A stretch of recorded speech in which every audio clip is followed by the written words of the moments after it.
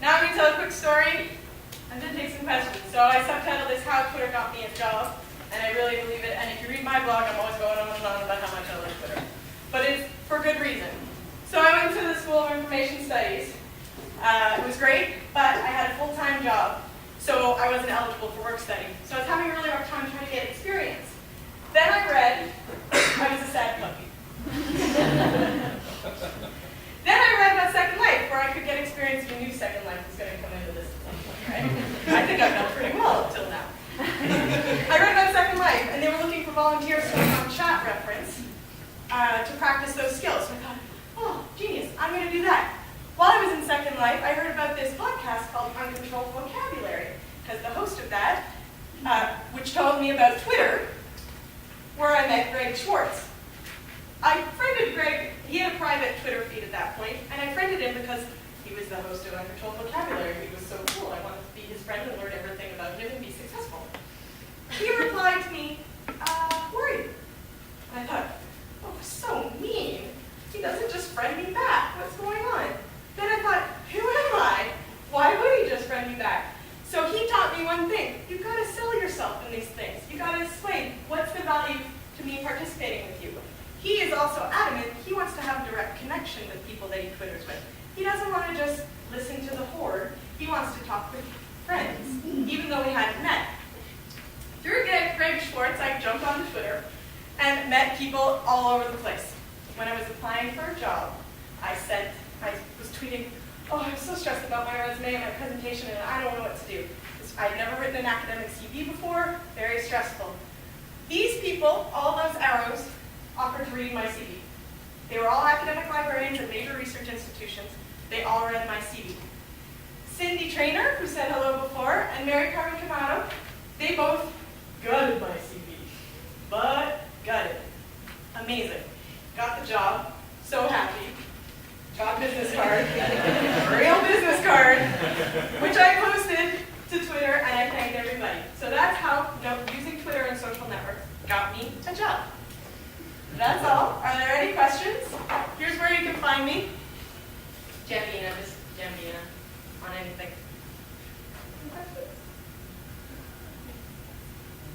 Yes? I just added this to the social network thing. I blogged something yesterday or the day before that was Jeremiah Oyang, who runs the Web Strategies blog, did a survey of everyone who got a job from September 2008 to December of 2008 at the height of the beginning of the recession, and who got full-time work and what they would recommend to get your job. Okay. And it was like 4%, 5%, 8% would recommend using your family, using your friends, that sort of stuff. And 75% of them would recommend going into social networks.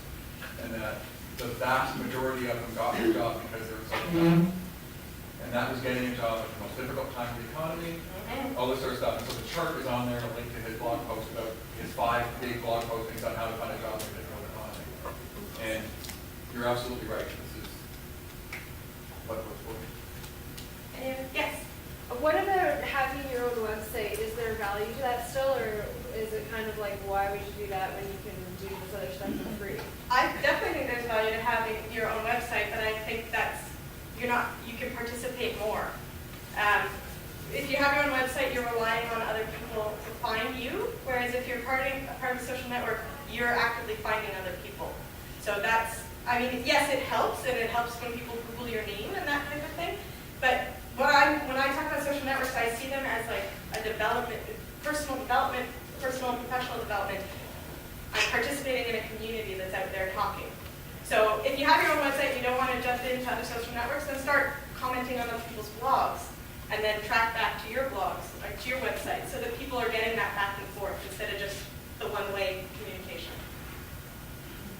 I was just going to ask, I guess your feelings on like sharing on social networks, like about religious or political beliefs. Are you careful to not go there, or I'm not careful. Or what's your? I don't think that my political beliefs are unprofessional. If you met me in real life and asked me that, I would tell you, or I would not.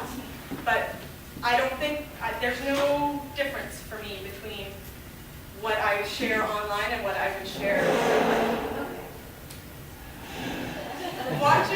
Watching Twitter, during Obama's inauguration Yeah. Oh, was tremendous. awesome. To see what people were saying. Like, it was really, really, really tremendous to be part of that. And Yes. you didn't use hashtags. And they didn't use hashtags. So. You were saying that you belong to, or you've got accounts and all of these, if you had to just do one, if you only have time in your life for one, which one would it be?